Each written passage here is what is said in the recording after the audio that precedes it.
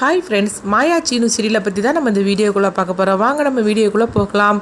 ரகுராம் வந்து சிவாவை கூப்பிட்றாங்க. சிவா நீ கிளம்பிட்டியா, நம்ம போகலாம் அப்படிங்கவும் உடனே அவங்க ரெண்டு பேரும் கிளம்புறாங்க. அப்போ ஜானகி மாயாவும் அவங்களும் கிளம்புறாங்க.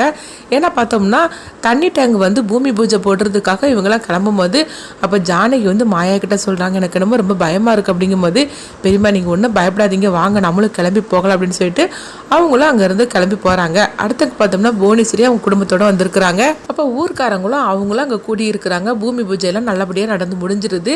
அடுத்து பார்த்தோம்னா ஜேசிபி வண்டி வந்து அவங்க வந்து தோண்ட ஆரம்பிக்கிறாங்க. தோண்ட ஆரம்பித்து கொஞ்ச நேரத்துலேயே ஏதோ தட்டுப்படுற அப்படிங்கிறாங்க. உடனே என்னன்னு சொல்லி பார்த்தோம்னா கார்த்தியோட முகம் தெரியுது. இதை பார்த்ததுமே மகாலிங்க வந்து உங்கள் பையன் மாதிரிக்கு தெரியுது அப்படிங்கவும் இதை கெட்டதுமே புவனேஸ்வரியும் பசுபதியும் அலறி அடித்து ஓடி வராங்க. பார்த்தோம்னா அங்கே வந்து அவங்க கார்த்தியை தான் பார்க்குறாங்க. இதை கொஞ்சமே எதிர்பார்க்காத எல்லாருமே வந்து பதட்டம் அடைகிறாங்க. என்னது கார்த்தியை காணலன்னு சொல்லி தானே தேடிட்டு இருந்தோம், இங்கே என்னன்னா கார்த்தி இந்த மாதிரிக்கு ஒரு நிலைமையில இருக்கிறான் அப்படின்னு சொல்லிட்டு எல்லாருமே வந்து பதட்டம் அடைகிறாங்க. புவனேஸ்வரி பசுபதியும் வந்து கதறி அழ ஆரம்பிச்சிருந்தாங்க. ஐயோ கார்த்தி நீ காணாமல் போயிட்டேன்னு சொல்லி தானே நாங்கள் தேடிக்கிட்டு இருக்கிறோம், உனக்கு இந்த மாதிரிக்கு ஒரு நிலைமையா அப்படின்னு சொல்லிக்கிட்டு அவங்க புவனேஸ்வரி வந்து ரொம்பவே பதட்டமாக பேசிட்டு அழுதுட்டு இருக்கிறாங்க. அப்போ ரகுராம் அங்கே நிற்கவும் உடனே புவனேஸ்வரி அங்கேருந்து வராங்க.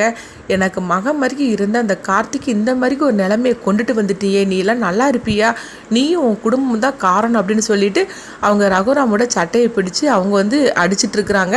இதை கொஞ்சமே எதிர்பார்க்காத மாயா வந்து அதிர்ச்சி அடைகிறாங்க. ஐயோ தப்பு பண்ணினது நம்ம, ஆனால் வந்து பெரியப்பாவை இப்படி தப்பாக பேசுகிறாங்க அப்படின்னு சொல்லிட்டு மாயா பதட்டம் அடைகிறாங்க.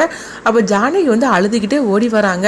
புவனேஸ்வரி நான் சொல்கிறத கேளு, என்ன நடந்துச்சுன்னு நீ தெரியாமல் இப்படிலாம் அவர் மேலே அநியாயமாக பழிய சமத்தாது அப்படிங்கும்போது, நானும் தெரியாமலாம் பண்ணலை, தெரிஞ்சுதான் இவன் பண்ணியிருக்கிறான், எல்லாத்துக்கு காரணம் இவன் தான் அப்படின்னு சொல்லிட்டு ரொம்பவே தரக்குறைவாக அவங்க பேசிகிட்டு இருக்கிறாங்க. அப்போ வந்து ஜானகி வந்து ஒரு கட்டத்தில் கோவப்பட ஆரம்பிச்சிருந்தாங்க. நீ என்ன நடந்துச்சுன்னு உண்மை தெரியாமல் அவர் மேலே இந்த மாதிரிக்கெல்லாம் பழிய சுமத்திட்டு இருக்காது அப்படின்னு உண்மை சொல்கிறதுக்காக வரும்போது ரகுராம் வந்து தடுக்கிறாங்க. இங்கே பாரு, நீ இதில் தலையிட்டு இருக்காத, ஒழுங்கு மரியாதை போ அப்படின்னு சொல்லவும் இதை கெட்டதுமே ஜானகி அமைதியாக இருந்தாங்க. அப்போ மாயா வந்து பெரியம்மா அங்கே வாங்க அப்படின்னு சொல்லி கூப்பிடவும் அப்போ ஜானகி வந்து மாயா பாரு, உங்கள் பெரியப்பாவை தேவையில்லாமல் இதில் மாட்டிக்கிட்டாரு, அவள் வந்து எப்படிலாம் பேசிகிட்டு இருக்கா பாரு, நான் உண்மையை சொல்லிட போகிறேன், இது எல்லாத்துக்கான நான் தானே உண்மையை சொல்லிட போகிறேன் அப்படிங்கவும் அப்போ மாயா வந்து தடுக்கிறாங்க. பெரியம்மா நீங்கள் கொஞ்சம் அமைதியாக இருங்க, பெரியப்பா பார்த்துக்கிடுவாரு, நீங்கள் எதுவும் சொல்ல வேண்டாம் அப்படின்னு சொல்லவும் அப்போ அங்கே குரு வந்துருந்தாங்க. அப்போ குருட்ட வந்து அவங்க புவனேஸ்வரி சொல்கிறாங்க, நான் சொன்னோம்ல அப்போமே, ஆனால் நீங்கள் எந்த அளவுக்கு அவர் மேலே நம்பிக்கையோடு இருந்தீங்க, ஒரு மேலேயும் அவர் குடும்பத்தார் மேலேயும், ஆனால் இவங்க இப்படி தான் 20 வருஷமாக என்னுடைய வாழ்க்கை நாசமாக பண்ணதுக்கு இவர் தான் காரணம், இப்போ என்னென்னா எனக்கு பையனாக இருந்த என் கார்த்தியும் நிலைமைக்கும் இவங்க தான் காரணம், இவங்க குடும்பத்தையும் சும்மா விடக்கூடாது அப்படிங்கவும் இது கெட்டதுமே குருவரனுக்கு ஒன்றுமே புரியலை. அப்போ ரகுராம் பக்கத்தில் அவங்க வராங்க. இப்படி தான் இந்த கதையை எடுத்துகிட்டு போகிறாங்க. அடுத்து என்ன நடக்கும்னு சொல்லி பார்த்தோம்னா ரகுராமை வந்து கைது செய்து அவங்க கூட்டிகிட்டு போவாங்க.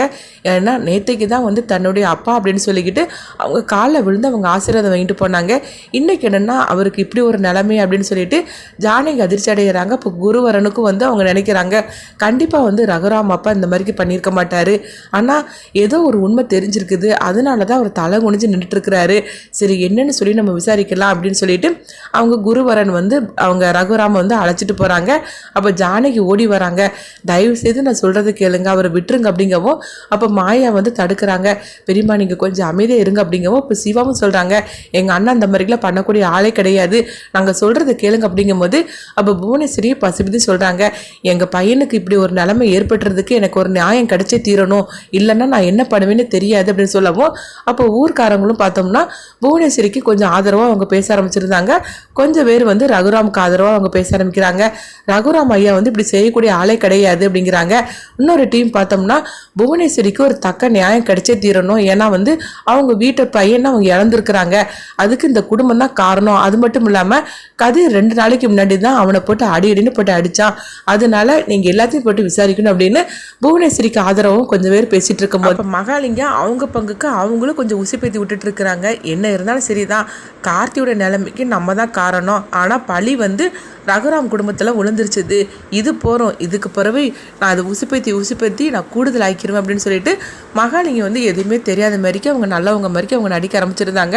பார்த்தீங்களாங்க உங்கள் வீட்டு பையனுக்கு என்ன மாதிரிக்கு ஒரு நிலைமை பார்த்தீங்களா, இவங்களெல்லாம் சும்மா விடக்கூடாது, இவங்க குடும்பத்தையே கொண்டு அங்கே நிற்பாட்ட வைக்கணும் அப்படின்னு சொல்லிட்டு புவனேஸ்வரியும் பசுபதியை அவங்க ஏற்றி விட்டுட்டு இருக்கிறாங்க. ஆனால் கார்த்தியோட உண்மையான நிலைமைக்கு மகாலிங்கம் தான் காரணம் அப்படிங்கிறது புவனேஸ்வரிக்கு பசுபதிக்கு தெரியாது. அந்த உண்மையை வந்து எப்படி கண்டுபிடிக்க போகிறாங்க மாயா அப்படின்னு சொல்லிட்டு வெயிட்